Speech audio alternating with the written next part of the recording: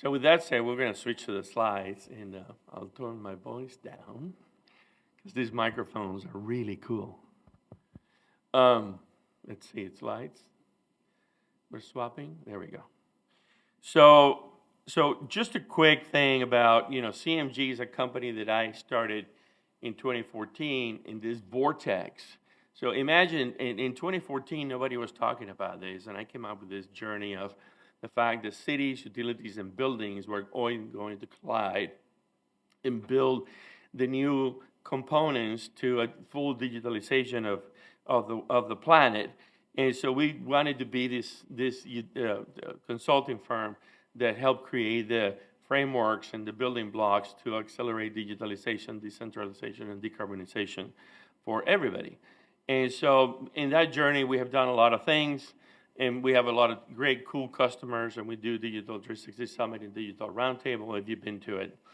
And again, we'll publish the slides later. So the framework really has 5 key elements, right? So there's an education visioning part to it, an assessment part to it, a gap analysis, a roadmap and business case development. And then ultimately, most people perhaps create a plan, but then they put the plan on the shelf because there is no execution plan and there is no funding. And that needs to be part of the solution that we offer. So we do that too. And so the whole thing about the education and the visioning is really imagining, what's going on in other places that I could be doing that I don't know about. So you got to realize what's happening in Austin or in London or in Sao Paulo or Rio or in Moscow or wherever the innovation is happening, Singapore, Barcelona, anywhere in Japan, anywhere in China, so on and so on and so on. And then, once you realize what's possible versus what you're trying to do, then there's sort of an epiphany that maybe some things that we didn't think that could be done, and maybe some of the things that we didn't think that, were, a match for how we could do things, actually we could do them differently and still be successful. Then you create an assessment, you spend time with the city, understanding how they do business and what's going on, what is the size of the economy, the economic development, the drivers, and the industry that they have. And so if I take you back to Austin Energy, so I had the fortune of building Austin Energy from 2003 to 2010 as a technology guy who enabled everything to make it real. Everything that we're sitting on related to the grid.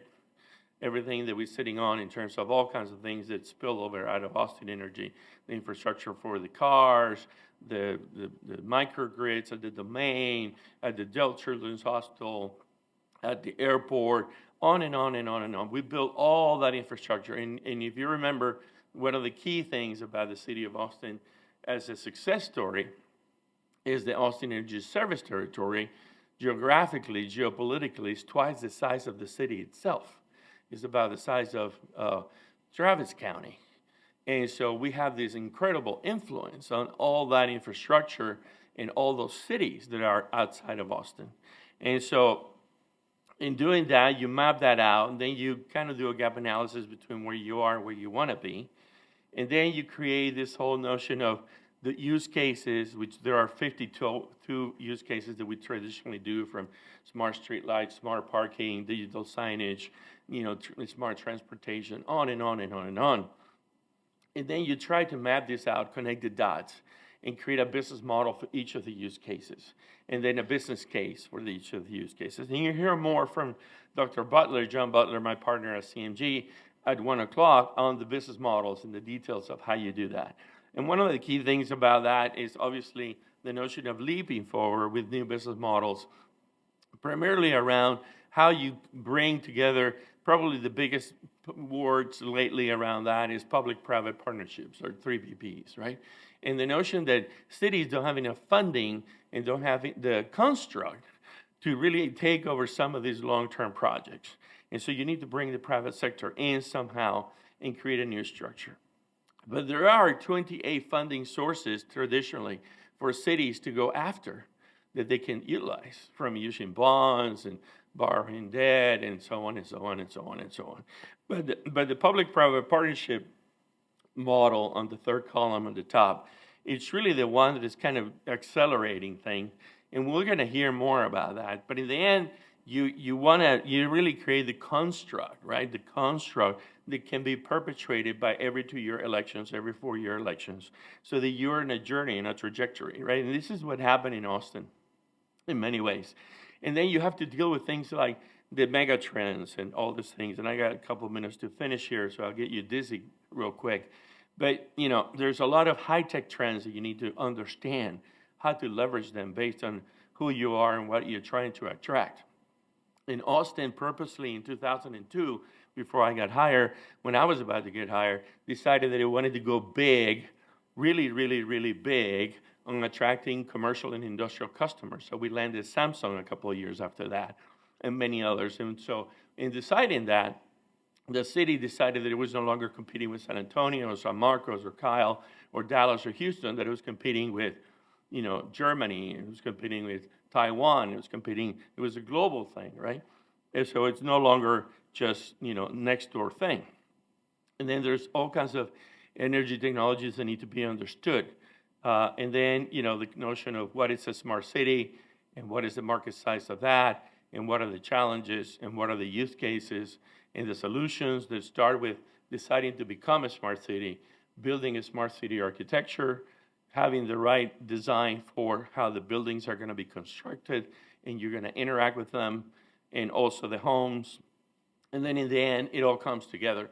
And that it is that action plan that you need to really build and kind of engage with at every stage with the citizenship, the stakeholders, that really makes it unique and different, right? So with that said, I think that the important thing is that as we reflect on the panel that is coming and the people who are actually doing this work every day, that companies like us are here to help make sense and connect the dots of the difficulty of the journey of the 52 use cases. There are some 3,000 companies that offer all the solutions.